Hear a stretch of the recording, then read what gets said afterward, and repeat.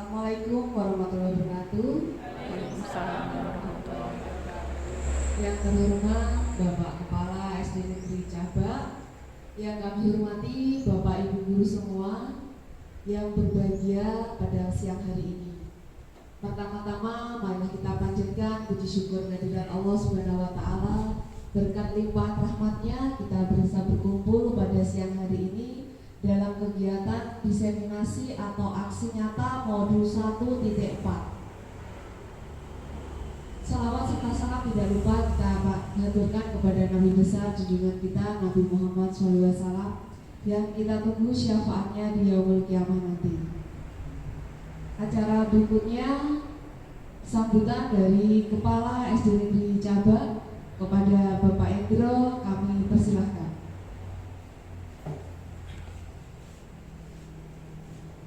Assalamualaikum warahmatullahi wabarakatuh. Waalaikumsalam. Terima kasih Bapak Ibu sudah memenuhi undangan dari Mbak Leni dalam kegiatan siang hari ini. Pertama-tama tidak lupa marilah kita panjatkan puji dan syukur kita kehadirat Allah Subhanahu wa taala karena atas limpahan rahmat hidayahnya kita semua masih bisa melaksanakan kegiatan dalam rangka pekerjaan dan dalam rangka diseminasi praktik baik budaya positif pada siang hari ini dan pada siang walafiat. Tak lupa salawat serta salam semoga senantiasa dicurahkan pada junjungan kita Nabi Agung Muhammad Sallallahu Alaihi Wasallam yang kita harapkan syafaatnya di yaumul qiyamah. Amin ya Allah. Bapak Ibu yang berbahagia, pada kesempatan siang hari ini ada acara diseminasi praktik baik. Nanti bisa Bapak Ibu simak dan ikuti bersama. Semoga kegiatan yang kita laksanakan ini memberikan dampak positif bagi diri kita secara pribadi dan secara umum bagi sekolah kita. Dan semoga apa yang disampaikan nanti juga bisa berdampak kepada anak didik kita. Itu harapan kami. Setelah sambutan sedikit apa yang saya sampaikan nanti bisa langsung dilaksanakan oleh Mbak Leni ya. Apa-apa materi yang disampaikan diikuti secara baik dan semoga bisa diterapkan. Seperti itu harapan kami. Sedikit itu mungkin yang bisa kami sampaikan.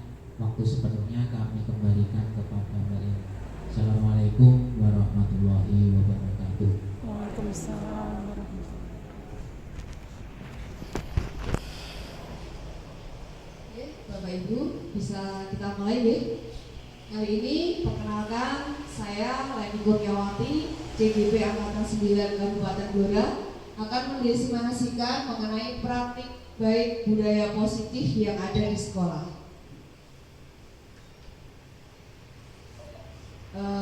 Selama saya mengikuti guru penggerak ini, saya mempunyai seorang fasilitator dari Pati yang orangnya hebat sekali, namanya Bapak Saiful Anam.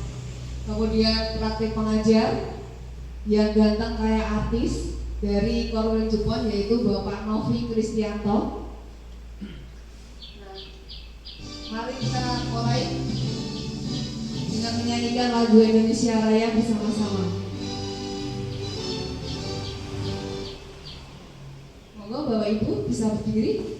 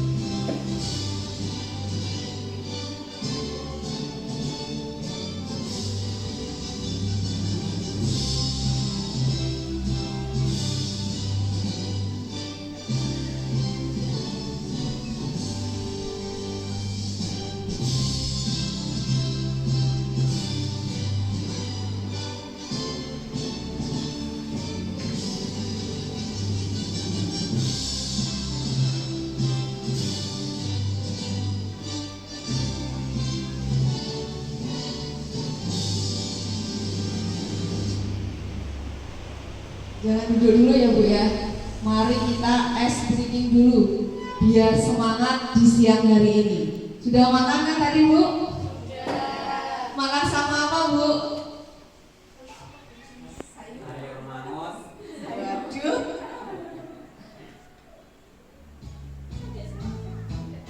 Yuk kita ikuti.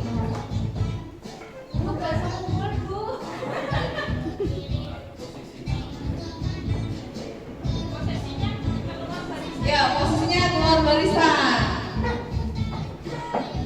Ya, kita stop dulu ya. Nah, kita keluar dari mejanya masing-masing.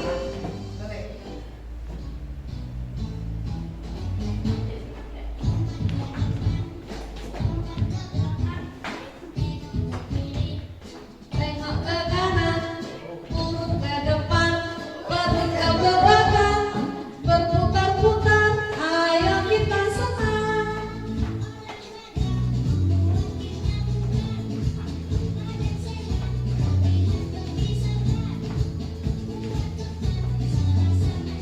Superstar. Sekali lagi.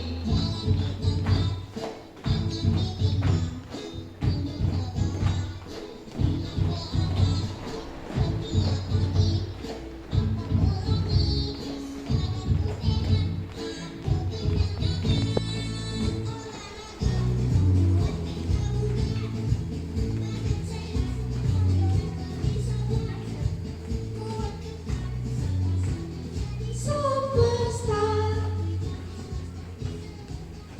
Ya, terima kasih. Silakan duduk kembali.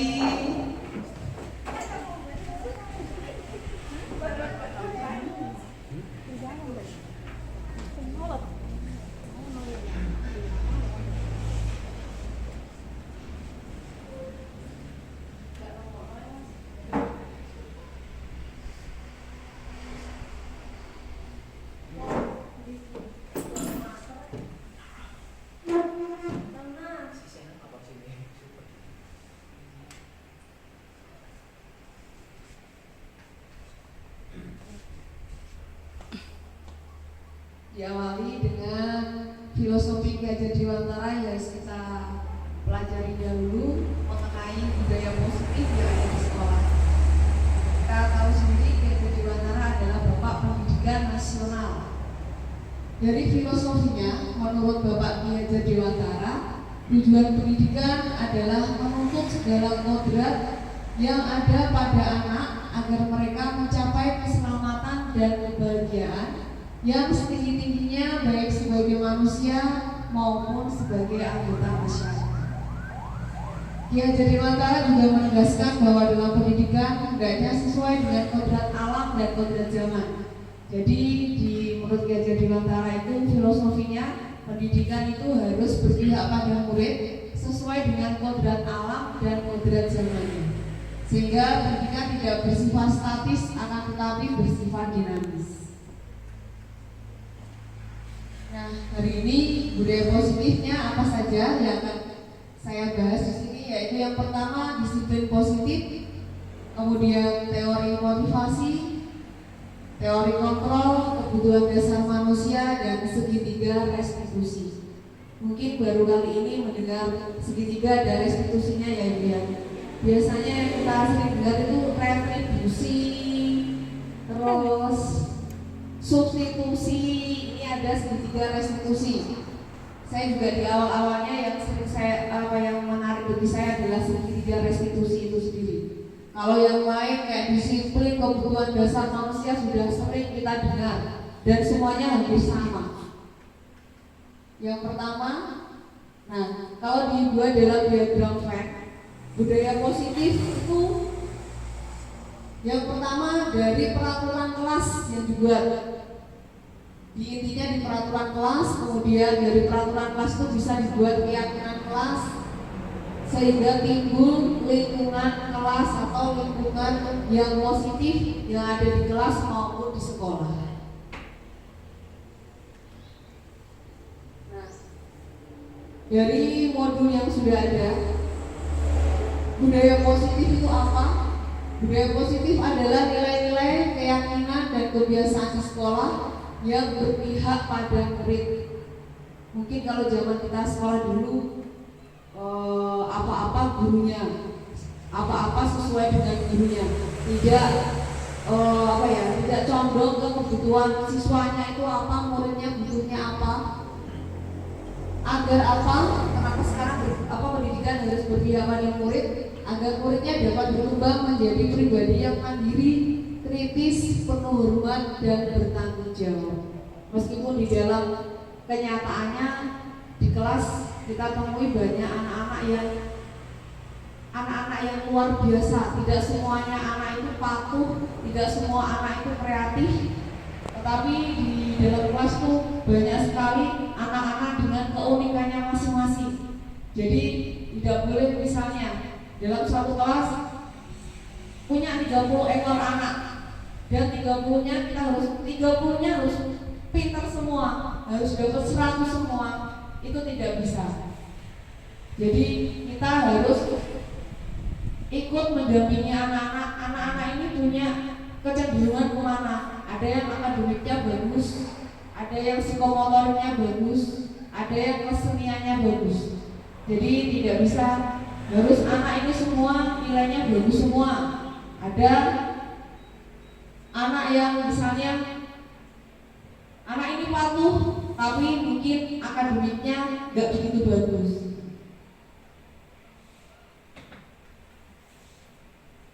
Mengapa harus ada budaya positif? Kenapa harus dilakukan budaya positif itu? Suasana positif sangat mendukung dalam menciptakan pembelajaran yang kondusif. Kondusif di sini tidak harus kelasnya dalam keadaan tenang, bocah dibuang terus di kursi, gak oleh ngaleh-ngaleh. Karena dengan suasana yang positif, murid dan guru akan menemukan suatu kondisi pembelajaran yang menyenangkan. Jadi kondisi kelas tidak harus dalam keadaan tenang. Keadaan gaduh pun, ribut itu juga merupakan kondisi yang kondusif, sehingga proses pembelajaran dapat berjalan tanpa adanya suatu beban, tetapi menjadi suatu kebutuhan. Kalau jadi suatu beban, maka siswa itu akan malas untuk berangkat sekolah. Terkadang ada anak, aku enggak bu ketemu guruku, wah emang tuntut cara itu gila itu. Itu terkadang sudah menjadi beban tersendiri bagi anak. Padahal yang tadi gurunya kenapa? Ngempet sakit perut misalnya. Suasana positif juga akan menggerakkan moral yang positif bagi murid, sehingga karakter murid tidak hanya terbentuk dari akademik atau intelektualnya saja, tetapi juga dari lingkungan yang ada.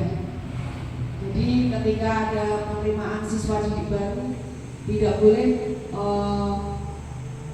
harus anak yang masuk SD, misalnya masuk SD sini harus sudah bisa membaca, harus sudah bisa menulis, harus sudah bisa menghitung. Kalau perlu dites, itu juga tidak boleh.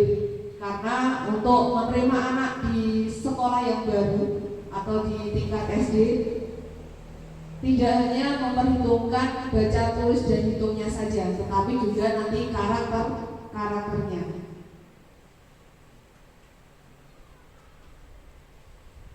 Nah, apa yang di pikiran Bapak Ibu jika mendengar kata disiplin?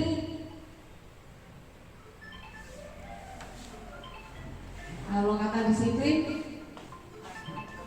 patuh, taat, kaku. Kowe ngene ya kudu ngene. Nggih. Ora iso ngono. Telat ya mulai balik. Misalnya kalau ada anak yang terlambat sekolah, ora disiplin, bocah kok nganggo lambi kudune semen merah putih nganggone pramuka.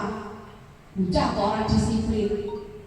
Kemudian yang kedua, cara apa yang pernah Bapak Ibu lakukan untuk menerapkan disiplin pada murid? Cara apa yang dilakukan? Dimarahi ya Bu, dipaksa kok, piye iso ora iso kok kan kudu ngene. Iki mboten Pak Sanawi. Dinapake Bu, muridnya berdisiplin.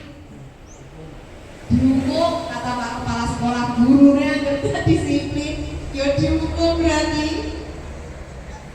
Dihukumnya gimana Pak? Waduh.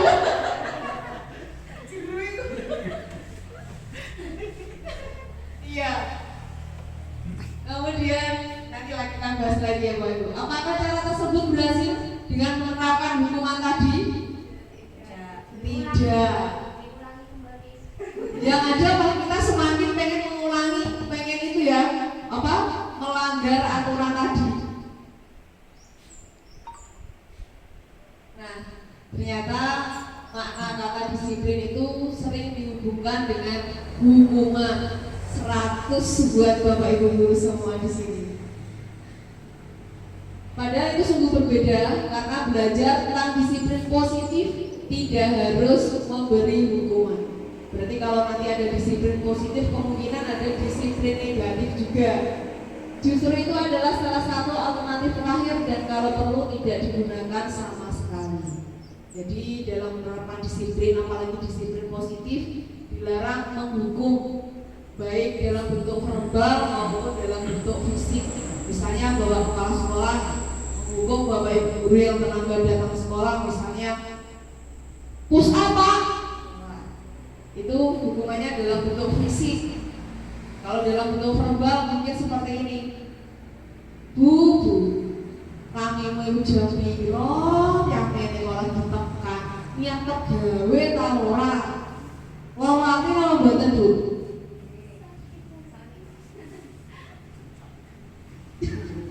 Curhat nggih.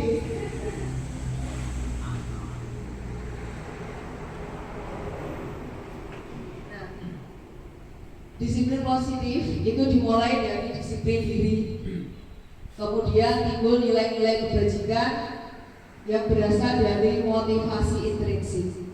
Nilai-nilai kebajikan itu apa? Sifat-sifat positif manusia yang merupakan tujuan mulia yang ingin dicapai. Nilai tersebut bersifat universal, lintas bahasa, suku, bangsa, agama maupun latar belakang.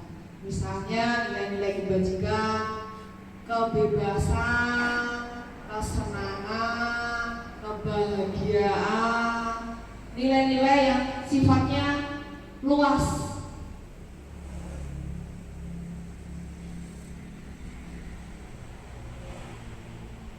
Nah, kita kembali ke disiplin positif yang ada di sekolah. Kalau disiplin positif yang ada di sekolah itu mengacu pada profil pelajar Pancasila yang setiap hari Bapak Ibu nyanyikan bersama anak-anak.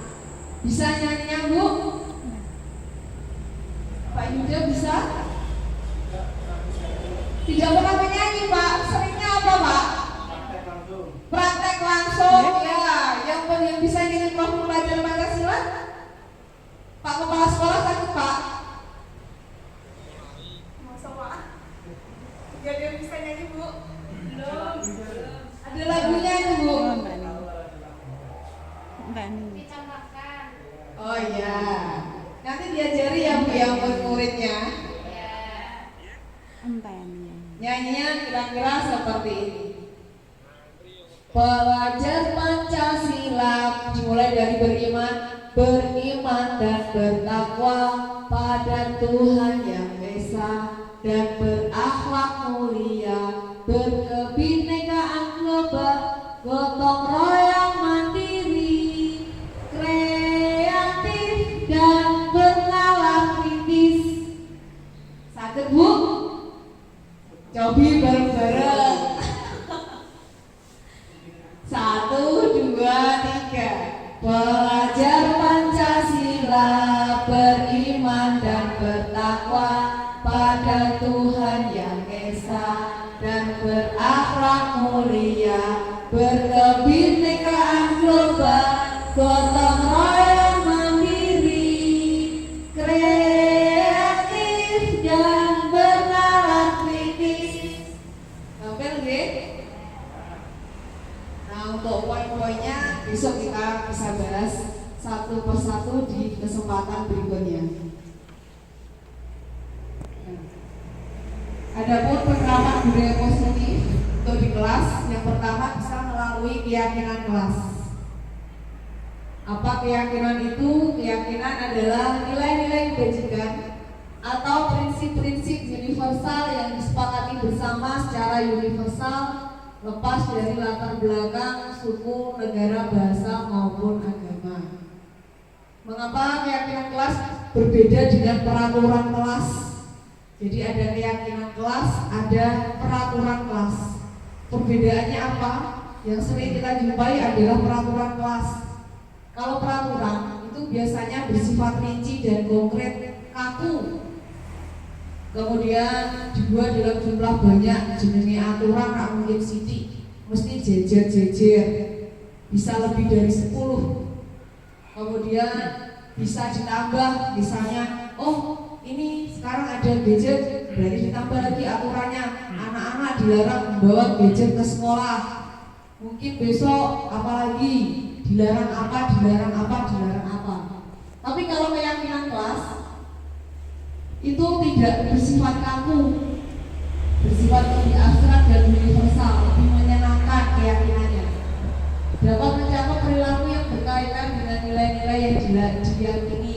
Misalnya peraturan dilarang datang terlambat. Nanti kalau dibuat ke keyakinan kelas, tidak datang terlambat, atau bentuknya kalimat positif, datang tepat waktu. Kalau tidak boleh datang terlambat, itu masuknya ke peraturan kelas atau peraturan sekolah. Hal-hal yang perlu diperhatikan dalam pembuatan keyakinan kelas nanti bisa dipraktekkan di kelasnya masing-masing. Apa saja yang perlu diperhatikan? Yang pertama, prinsip keterlibatan. Kemudian tak perlu banyak agar mudah diingat. Kemudian menggunakan kalimat positif sesuai dengan konteks lingkungan sekolah dan dininjau secara berkala agar tetap relevan dengan situasi.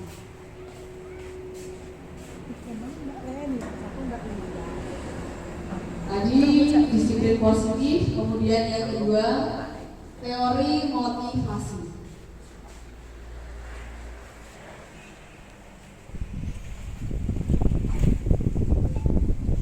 Pernahkah Anda berpikir mengapa seseorang bertindak atau berperilaku, bisa berperilaku baik, bisa berperilaku buruk, bisa berperilaku salah, bisa berperilaku benar?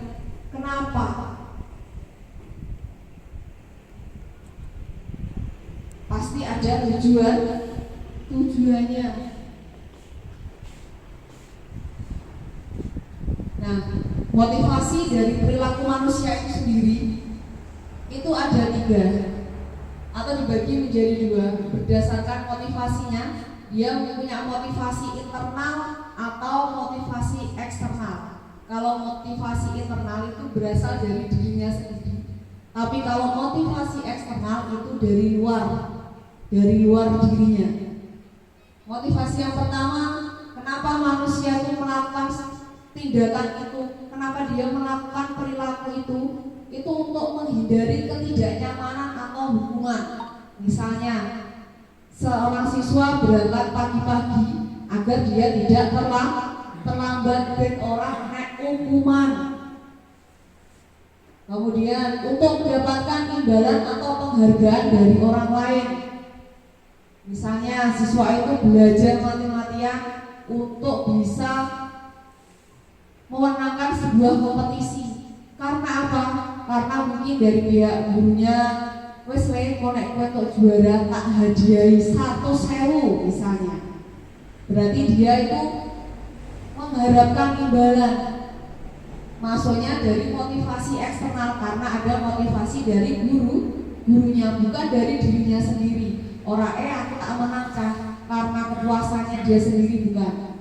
Kemudian yang ketiga, untuk menjadi orang yang mereka inginkan dan menghargai diri sendiri dengan nilai yang mereka percaya. Nah, itu contohnya tadi kalau ada siswa dia menang kejuaraan, dia dapat juara karena dia emang pengen jadi juara, itu merupakan motivasi dari dirinya sendiri. Itu motivasi internal, bukan dari eksternal, karena dari dirinya sendiri.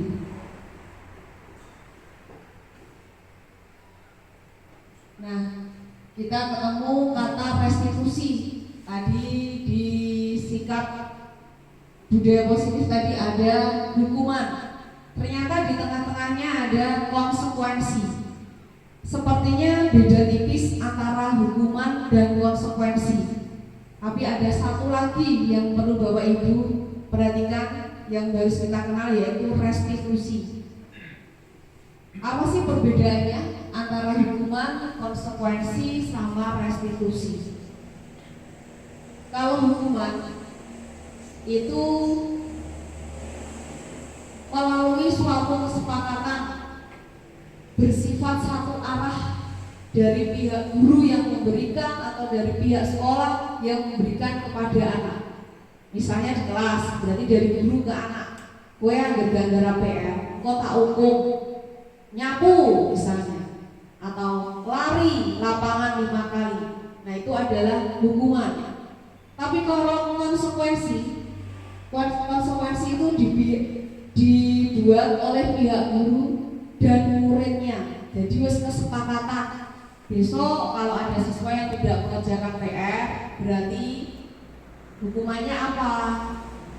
Jadi antara guru dan anak sama-sama menyepakati kalau ada aturan yang dilanggar. Kemudian restitusi. Kalau restitusi ini lebih ke motivasi internal dari siswanya. Jadi kalau siswanya melanggar aturan, dia mengetahui sendiri, oh aku ini keliru, aku dugi, engkone aku kayak ngene sok meneh, saya harus seperti apa?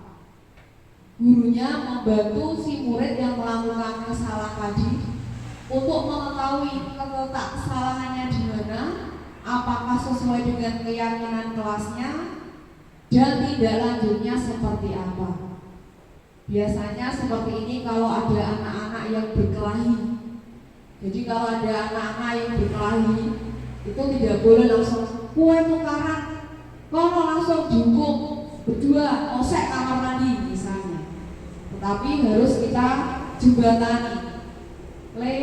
Kenapa duduk? Alasannya apa? Nek koyo ngene sing rugi sapa? Salah apa ora? Kedepannya harus seperti apa? Nanti penyelesaiannya dari anaknya sendiri, kesadarannya. Oh iya Bu, saya salah. Aku iya Bu, tidak sesuai ya Bu ya. Kayak anak nakal. Nanti berarti besok ibu guru saya nggak berkelahi lagi. Harus penyelesaiannya dari anaknya sendiri, bukan dari gurunya. Demikian perbedaan antara hukuman, konsekuensi, dan restitusi.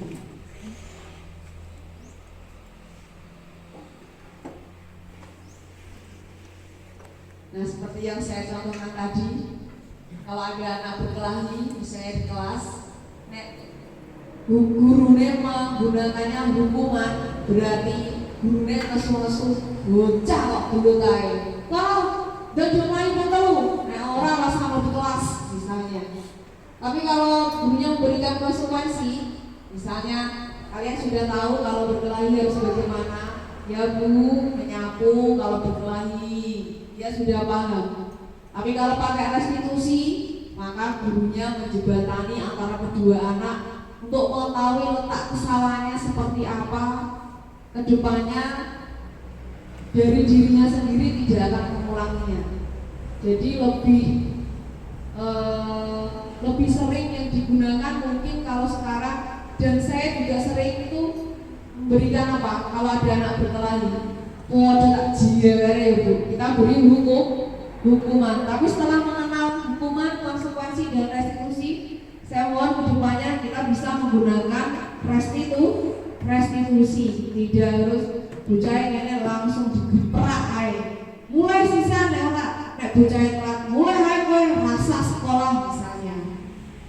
Tapi kita rangkul dulu ketelat nek apa, kira-kira bener apa enggak.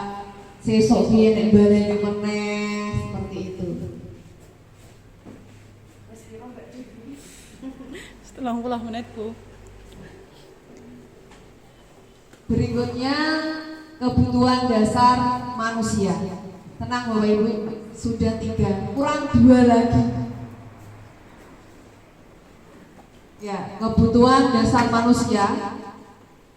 Menurut Lantolin itu ada 5. Yang pertama kebutuhan untuk bertahan hidup, kemudian cinta dan kasih sayang, yang ketiga kebebasan, 4 kesenangan, 5 kekuasaan.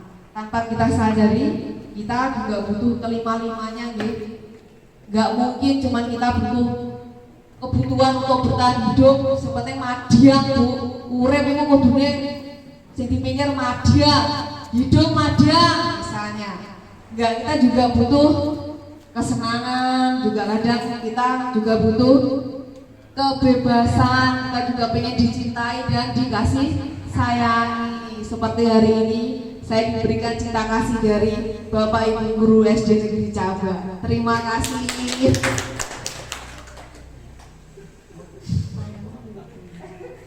Boleh nih.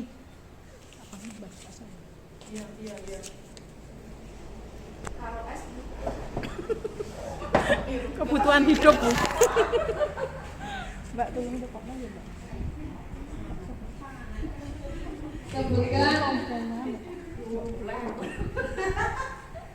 Sebutkan kebutuhan apa yang sedang berusaha dipenuhi oleh anak-anak ini. Misalnya saya punya sebuah kasus seperti ini. Dida, seorang anak kelas 1, begitu tiba di rumah, dia menangis dan mengadu pada ibunya.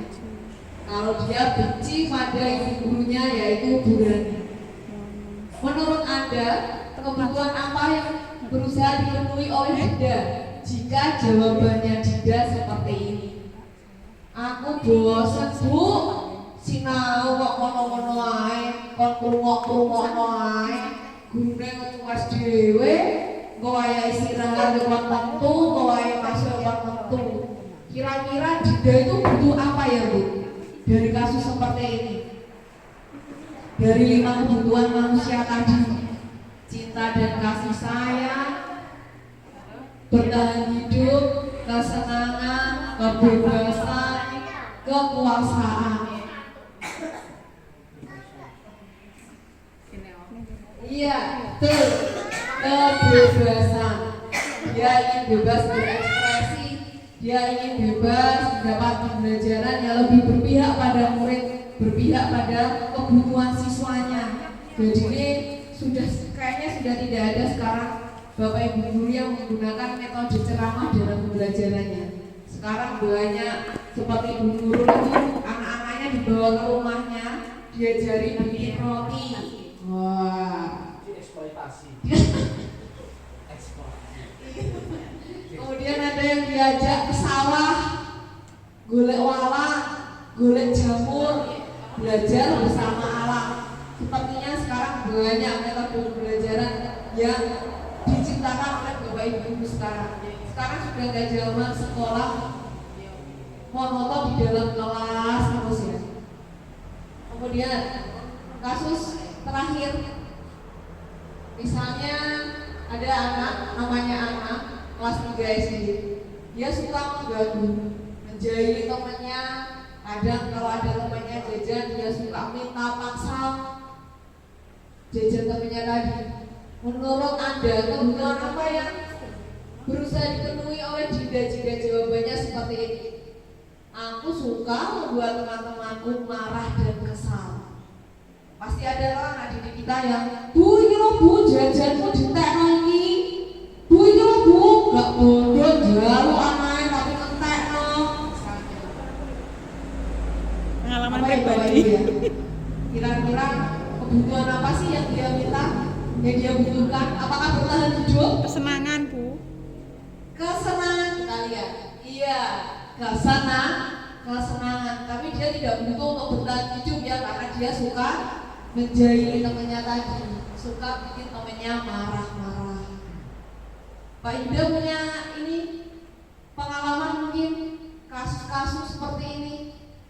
Kebutuhan apa sih yang sering anak-anak butuhkan mungkin di dalam kelas atau di luar kelas, selain kasus-kasus yang ada di depan, berdasarkan 5 kebutuhan manusia yang harus dipenuhi.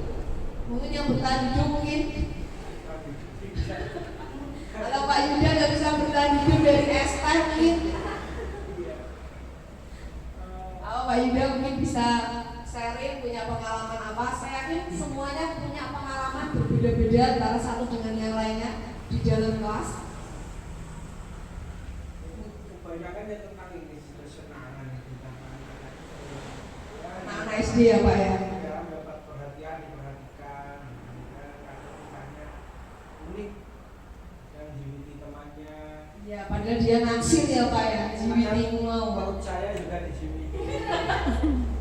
Mulai dimiliki ya itu pengen diperhatikan. Iya, Kasih sayang. cinta dan kasih sayang, kebutuhan akan cinta dan kasih sayang. Kalau di anak-anak SD seringnya di kebutuhan kesenangan dan cinta dan kasih sayang tadi. Mungkin ada yang punya pengalaman lagi di kelas, punya anak didik seperti apa, sing luar biasa sampai terngiang-ngiang. Justru anak-anak seperti itu yang nantinya bakal membuat, kalau sudah besar pasti anak-anak itu yang selalu ingat sama gurunya. Berbeda dengan anak-anak yang standar-standar aja atau biasa-biasa saja. Misalnya kayak anak yang saking emosinya gurune. Kalau saya di yang terakhir saya lakukan, kalau ada anak-anak yang melanggar aturan, saya suruh pakai kerudung. Kalau yang dulu saya suruh pakai taplak meja, saya ikatkan di lehernya, saya suruh lari, jadi kayak Superman. Dan sekarang anaknya sudah besar, ketemu saya selalu bercerita, Bu, aku Superman loh Bu, seperti itu Bu. Sekarang jadi Superman. Ya enggak tau Pak.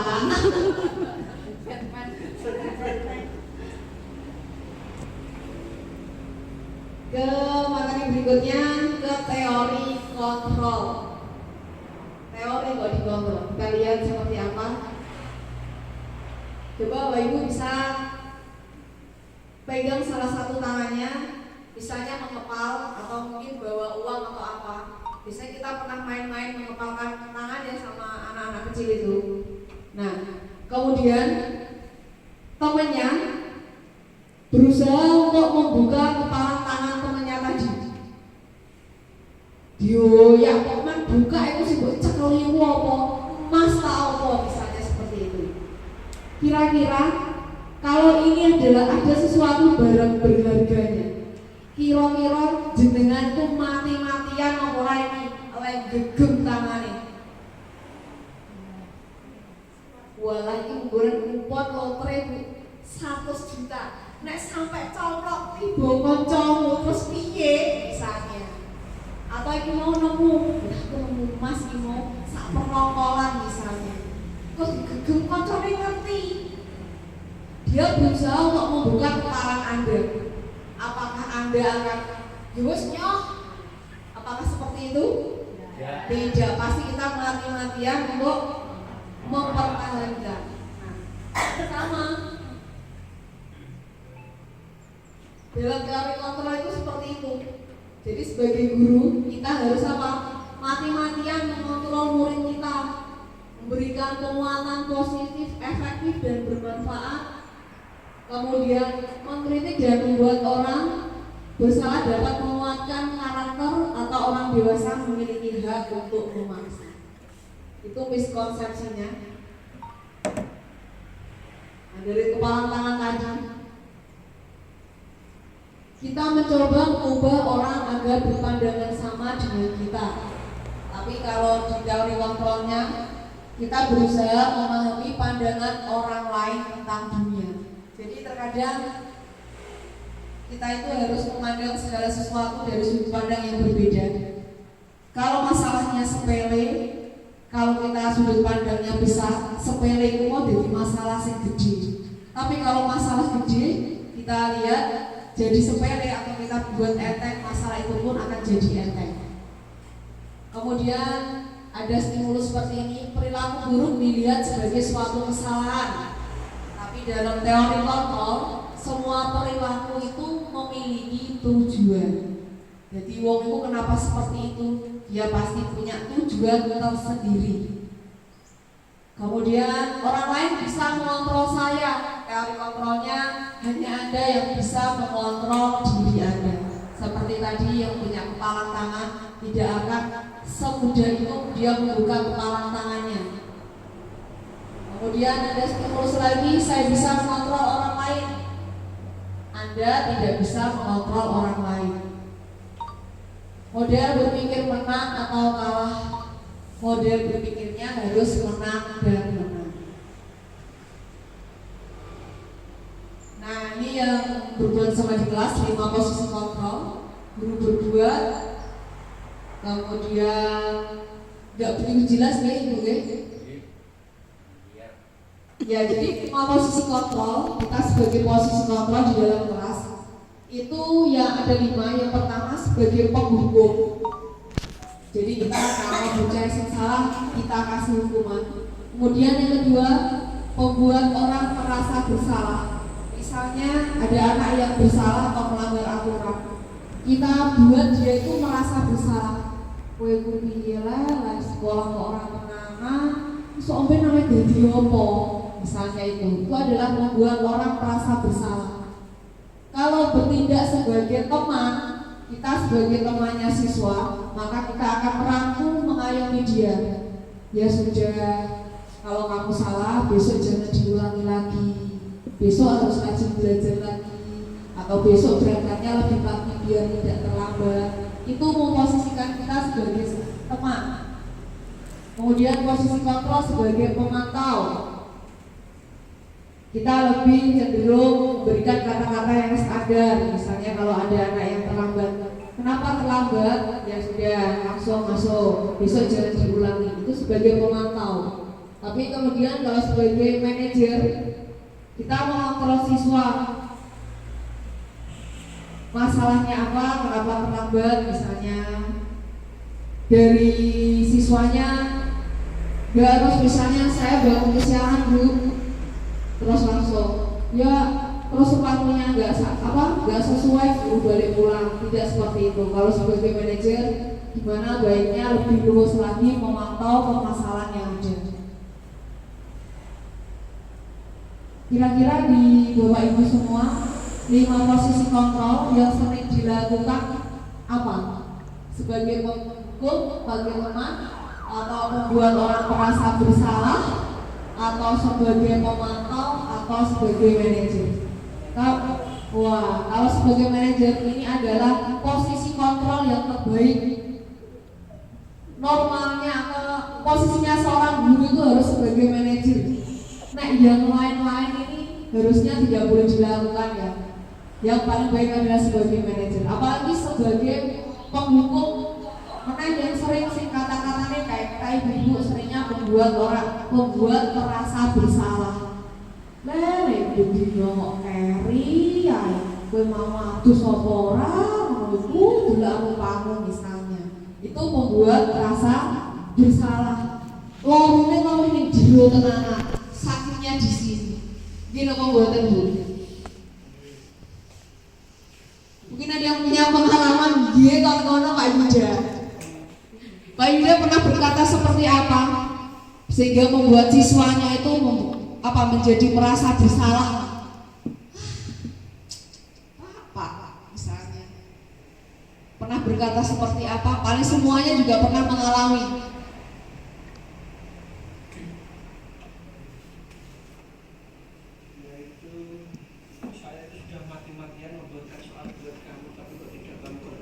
Iya, kowe iki piye lele? Bule niku senadri kene, le macak iku bersubuh ngantek jam 7. Isa ra mbok perhatekno, ora mbok pertelengi mbok tinggal dolanan. Misalnya, Pak Yuda, wis aku iku wis mati-matian ratumu gaweno kowe soal, ora mbok garap-garap. Misalnya seperti itu. Bu Nurul kok senyum-senyum, sepertinya punya unek-unek. Iya, aku tahu ya kayak ngono Ibu. Sama kayak apa Bu? Contohnya pernah membuat perasaan bersalah seperti apa?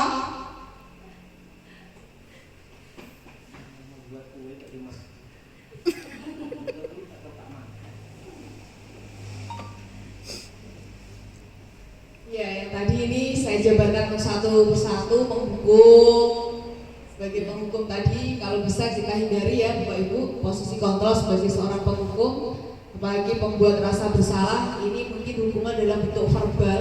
Kalau penghukum biasanya dalam bentuk fisik. Kemudian sebagai teman ini kurang memberikan efek terhadap siswa. Kemudian sebagai pemantau cuma dipantau-pantau saja, yang betul sebagai manajer. Mulai dari mendukung siswa, mempersilahkan, kemudian menggunakan restitusi yang sudah kita bahas tadi. Jadi kalau ada anak melakukan kesalahan, sebagai manajer kita menggunakan restitusi tadi, bukan menggunakan hukuman atau konsekuensi. Kita lihat video berikut. Untuk membawa buku gambar, aku disuruh menyanyi lagu di depan kelas. Aku pernah berantem. Pak Guru bilang aku tidak kasihan padanya. Dia capek mengajari aku. Aku pernah tidak mengerjakan PR. Bu Guru bilang tidak apa-apa. Aku dimaafin. Aku pernah salah memakai seragam sesuai peraturan. Aku disuruh pulang. Tidak boleh mengikuti sekolah. Aku mengejek guru. Kemudian aku dipertemukan dengan guru tersebut untuk berdiskusi akan dampak dari perbuatanku. Aku mengerti kesalahanku dan aku akan perbaiki. Nah, itu yang sering kita lihat di film-film kartun atau di YouTube yang anak-anak sering jumpai, tapi seringnya anak-anak itu tidak menonton tontonan edukatif yang seperti ini. Mereka lebih seringnya yang mereka minati, yang mereka pingini. Nah, yang terakhir kita sampai di materi terakhir, yaitu segitiga restitusi. Tadi kita sudah membahas apa sih restitusi tadi, proses menciptakan kondisi bagi murid untuk memperbaiki kesalahan mereka sehingga bisa kembali pada kelompok mereka dengan karakter yang lebih kuat. Proses kolaboratif yang mengajarkan murid mencari solusi untuk masalah mereka. Jadi kalau di restitusi, yang mencari solusi itu anaknya sendiri, bukan gurunya yang menjembatani saja. Ciri-ciri restitusi, wah banyak ini. Bukan untuk menebus kesalahan yang jelas. Oh aku salah, aku kudu piye, bukan. Berfokus pada solusi, fokus pada karakter, bukan tindakan. Kemudian cara yang paling baik menuntun untuk melihat ke dalam diri, mencari kebutuhan dasar yang mendasari tindakan. Jadi sesuai dengan keinginan anak. Oh aku salah, gelut ini mau, so aku gak gelut meneh Bu, mergaman aku saake sempat tajak gelut kok dadi propol kabeh. Oh nek aku sampe anakku digelut koyo ngene piye, sampe nek adikku juga seperti ini berkelahi sama orang terus kalah terus piye, misalnya seperti itu. Segitiganya seperti ini. Jadi di segitiga restitusi itu ada 3. Yang pertama, menstabilkan identitas, validasi kebutuhan, dan menanyakan keyakinan. Nah ini tahapannya ada 3. Menstabilkan identitas. Jadi kalau ada permasalahan, kalau ada anak yang melanggar aturan, tidak langsung kita hadir, tapi dengan kata-kata pembuka yang memberikan mereka itu sadar. Tidak ada anak yang tidak berkelahi, tidak ada anak yang semuanya itu baik. Kira-kira nek wis koyo ngene gelut kudu piye, nanti divalidasi tindakan. Kenapa kowe kok gelut karo iki? Kenapa kamu datang terlambat? Kenapa kamu tidak piket misalnya? Kemudian menanyakan keyakinan. Engko nek wis gak, ya Bu misalnya gak piket mergo males, ya saya salah. Besok lagi tak saya melakukan ini. Besok saya berangkat lebih pagi Bu, biar tidak terlambat lagi. Karena saya ingin jadi anak yang pintar misalnya. Saya tidak ingin berbeda dengan teman yang lainnya. Saya tidak ingin jadi anak yang luar biasa yang diingat-ingat sama bu guru misalnya. Saya malu bu sama teman-teman yang lain, misalnya itu ada yang menanyakan keyakinan. Contoh yang ada di video YouTube. Jadi bacaan buku halaman 70 sampai 71. Adi, kamu pasti punya alasan melempari bola kertas ke teman-teman kamu saat jam pelajaran. Nanti selesai jam pelajaran kita ngobrol ya. Bapak ingin mendengar apa yang membuat kamu melakukan itu. Baik Pak. Adi, bisa kasih tahu Bapak alasan kamu tadi? Iseng aja Pak. Lucu soalnya melihat ekspresi teman-teman. Menyenangkan ya buat Adi. Tapi bagaimana ya kira-kira perasaan teman-teman? Terganggu Pak. Apa keyakinan kelas kita? Menghargai semua orang. Apakah Adi sudah terlihat seperti itu? Bagaimana agar Adi bisa terlihat seperti itu? Minta maaf kepada teman dan Bapak. Lalu saya juga akan berhenti mengganggu teman saat jam pelajaran Pak. Apakah Adi punya solusi lain untuk bisa mendapatkan kesenangan namun tetap menghargai orang lain? Bermain bersama teman saat jam istirahat atau jeda antara pelajaran. Kalau Bapak mengadakan bermain peran lagi seperti semester kemarin, bagaimana Pak? Seru sekali waktu itu. Baik, Bapak hargai usaha Adi untuk memperbaiki diri. Terima kasih juga sarannya ya Adi. Bapak akan coba pertimbangkan. Nah, itu contoh-contoh dalam menyelesaikan sebuah kasus menggunakan segitiga restitusi.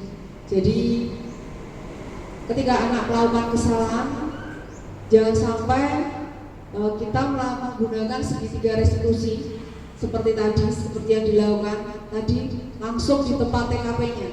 Tapi ketika nanti diajak ngobrol berdua di suatu tempat, jadi tidak langsung serta-merta saat itu juga anak kita ingatkan kesalahannya.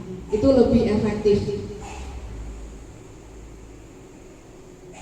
Nah, ini yang pernah saya lakukan kemarin hari Senin. Ada anak yang tidak mengenakan topi ketika upacara bendera.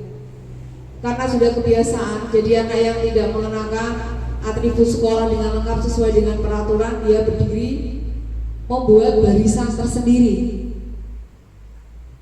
Adapun nih segitiga restitusi yang saya lakukan di sekolah tempat saya mengajar.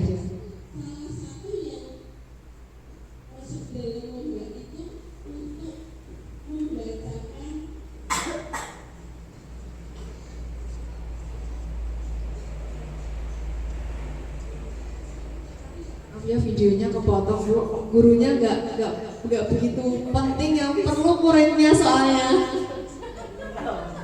Karena saking besarnya gurunya dan kecilnya muridnya, jadi nggak imbang ke kamera.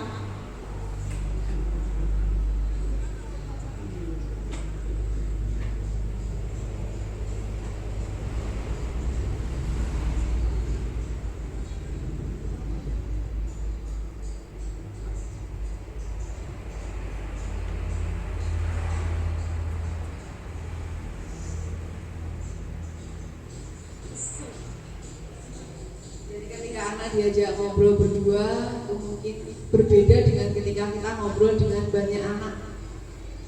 Bisa yang sering sudah ada mempraktekkan itu one day one student. Jadi satu hari untuk satu siswa kita ajak ngobrol mulai dari latar belakang, kesukaan, mungkin dia punya masalah apa. Itu sangat efektif dalam meningkatkan hubungan antara siswa dan muridnya.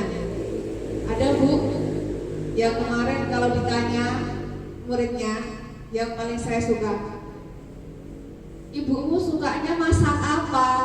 Walah bu, dia bisa bercerita bahkan tanpa kita tanya hubungan ibunya dengan keluarga itu seperti apa. Walah bu, bapakku kalau ibuku dia bengi ngene biar saiki. Kan anak dengan polosnya dia bercerita apa yang mereka lihat. Seperti itu. Saking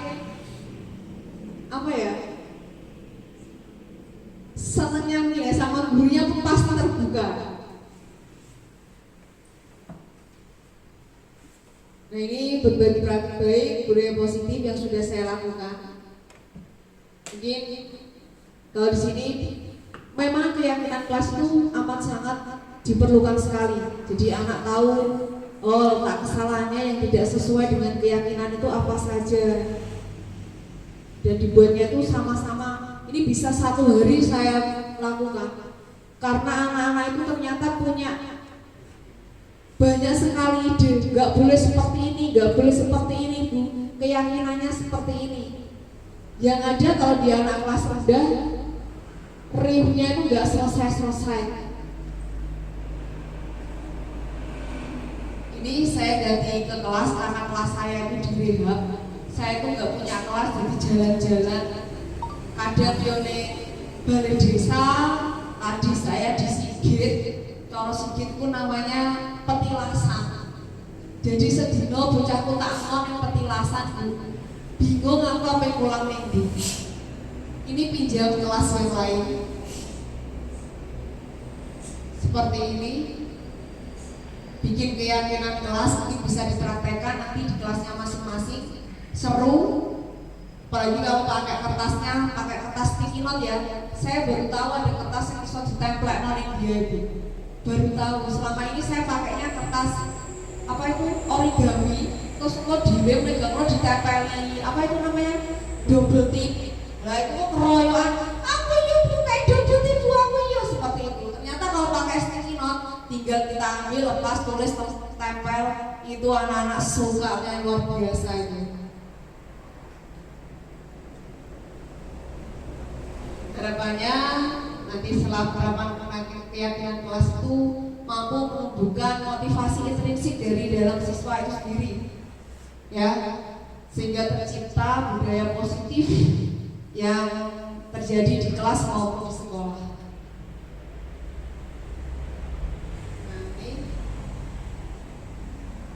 Penerapan yang sudah saya lakukan di daftar referensi, pergi ke masjid memperbaiki kota amal. Jawab cakep Bu. Cakep. Balik ke rumah memperbaiki pagar. Cakep. Jangan menyerah karena gagal. Cakep. Mari maju serentak wujudkan merdeka belajar. Terima kasih atas waktunya. Sekian dari saya, semoga apa yang saya sampaikan bisa memberikan perubahan atau menciptakan budaya positif di sekolah ini untuk lebih baik lagi. Terima kasih. Wassalamualaikum warahmatullahi wabarakatuh.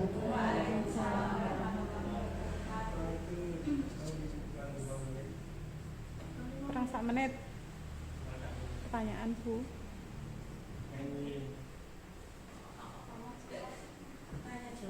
Ada yang mau tanya? Atau mungkin cerita? Ya, punya cerita apa Bu? Ya, monggo. Kurang berapa? Terima kasih atas waktu yang sudah diberikan kepada saya. Assalamualaikum warahmatullahi wabarakatuh. Waalaikumsalam warahmatullahi wabarakatuh. Nama saya Deni. Saya ingin bertanya kepada Ibu, karena saya kan di kelas rendah ya Bu. Kalau menerapkan restitusi, ya. Kalau menerapkan restitusi itu kita harus menanyakan kepada siswa dulu, kemudian siswa menjawab atas apa keinginan dia.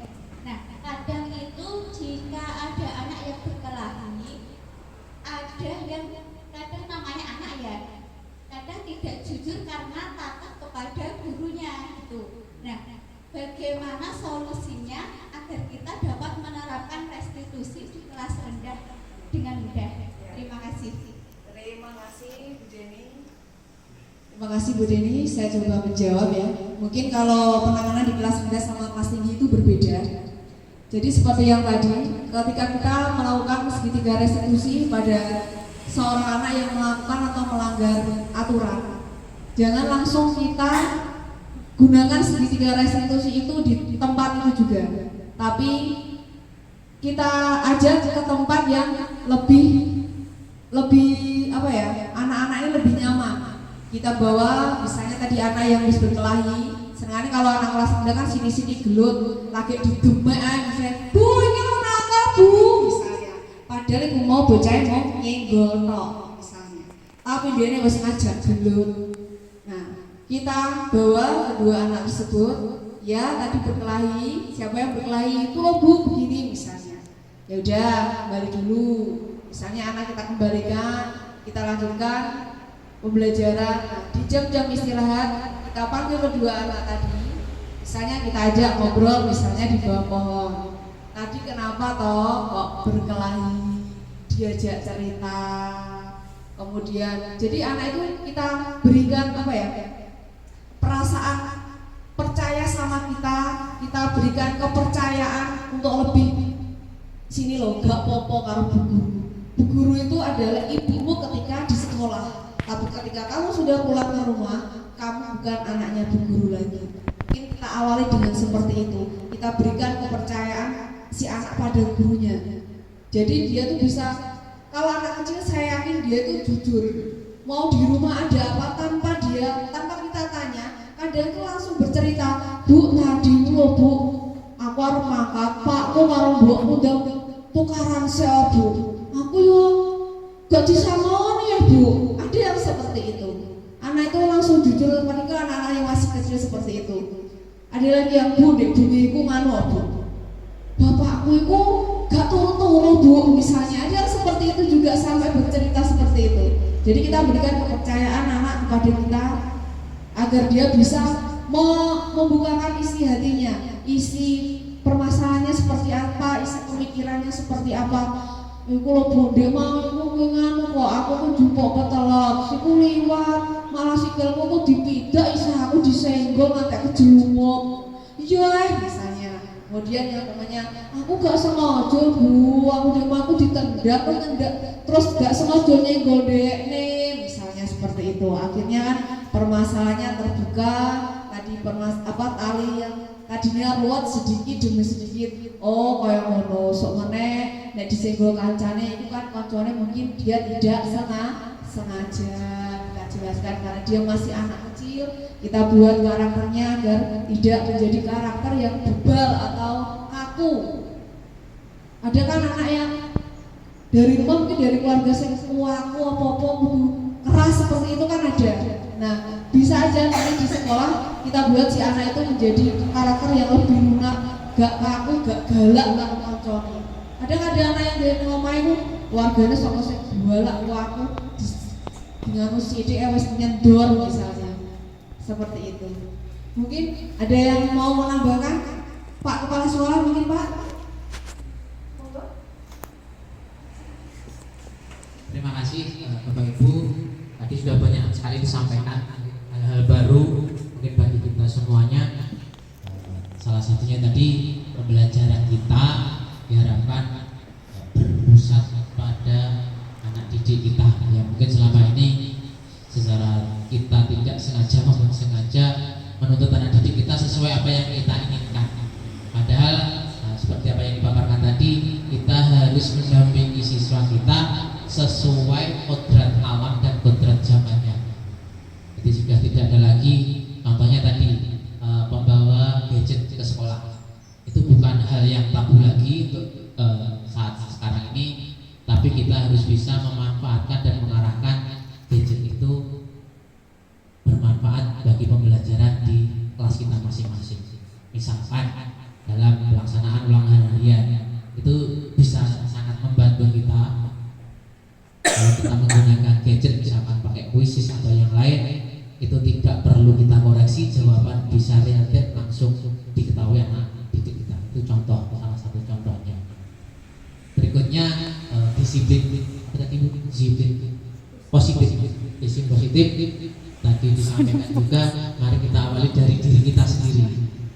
Contoh beberapa kasus tadi yang disampaikan dan semoga tidak terjadi di sekolah kita. Contohnya tadi datang terlambat, pintu gerbang ditutup, anaknya pulang lagi nggak jadi sekolah nanti ya. Apalagi bapak ibu gurunya tutup lagi, malah beneran boleh naik. Itu jangan sampai terjadi di tempat kita. Kita tanamkan positif baik kepada diri kita, Bapak Ibu guru, dan kepada anak didik kita. Kalau sudah menyadari secara tadi intrinsiknya, internalnya dari diri mereka masing-masing, insya Allah itu akan lebih apa istilahnya, lebih tepat sasaran gitu. Jadi semoga apa yang disampaikan tadi bisa sedikit kita terapkan atau semuanya kita terapkan, tapi tidak mungkin semuanya, harus sedikit demi sedikit karena perubahan itu tidak bisa serta-merta gitu Bapak Ibu. Nah, kita mulai dari diri kita, anak didik kita, dan keseluruhan di lingkungan sekolah kita. Mungkin seperti itu yang bisa saya tambahkan. Terima kasih kepada Mbak Eni sudah memaparkan banyak hal yang begitu menarik dan baru kita semuanya. Semoga bermanfaat bagi diri kita secara pribadi maupun sekolah kita pada umumnya. Itu yang mungkin dapat saya sampaikan. Terima kasih. Terima kasih dari Bapak Kepala Sekolah. Sudah siap ya Bapak Ibu ya? Saya akhiri diseminasi aksi nyata saya hari ini. Sugeng siang, sugeng kondur, hati-hati di jalan. Wabillahi taufiq wal hidayah. Wassalamualaikum warahmatullahi wabarakatuh.